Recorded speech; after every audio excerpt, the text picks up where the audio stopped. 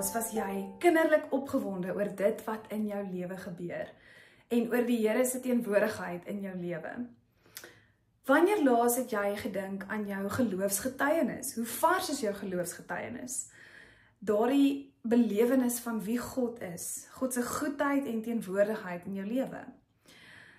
Word jy nog dankbaar vir die klein dingetjies in die lewe, of neem jy dit maar net deesdae as vanselfsprekend aan? Beweeg jy moontlik so vinnig dat jy vergeet om alles in te neem om jou en al die mooi in jou lewe raak te sien? Volgens C.S. Lewis is dit so belangrik om nog steeds in verwondering te wees. Die vermoë om in verwondering te wees vorm absoluut deel van ons geloof en is nodig vir ware aanbidding.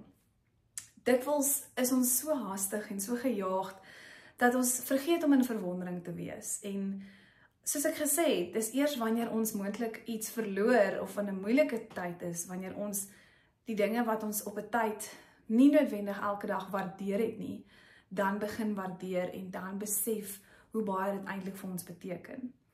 In Psalm 139 vers 14 lees ons dat ek wil U naam loof en prys, want U het my op 'n wonderbaarlike wyse geskep. Die feit dat jy vandag asemhaal en dat jy hier teenwoordig is reeds 'n wonderwerk. Dis nie per toeval nie, dis nie net sommer lukraak nie, dit is so omdat Jesus Christus in en deur jou werk, omdat die Heilige Gees nou in jou teenwoordig is.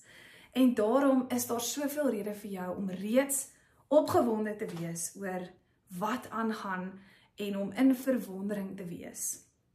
Dit herinner my aan die verhaal van 'n baie bekende violis wat op 'n tyd op 'n treinstasie gespeel het in die middel van 'n weeksoggend met gewone klere aan en eintlik so 'n bietjie homself vermom het.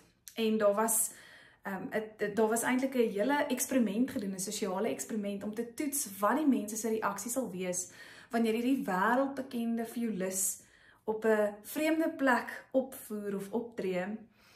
En mense het hom nie noodwendig herken nie. Mense het nie eers noodwendig gestop en gekyk en geluister nie. Almal was so gejaagd, almal was net op pad na hulle volgende vergadering of belangrike afspraak. Soms is dit nodig vir my en jou om net te stop en eers die Here raak te sien in ons alledaagse lewe.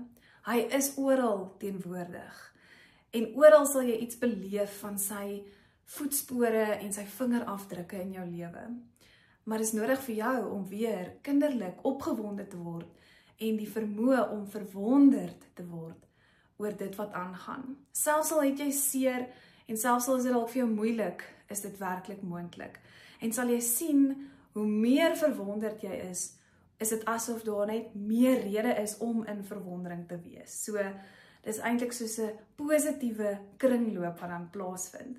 Soos 'n magnetiese veld wat positiewe dinge aantrek. Dis my gebed en my wens vir jou.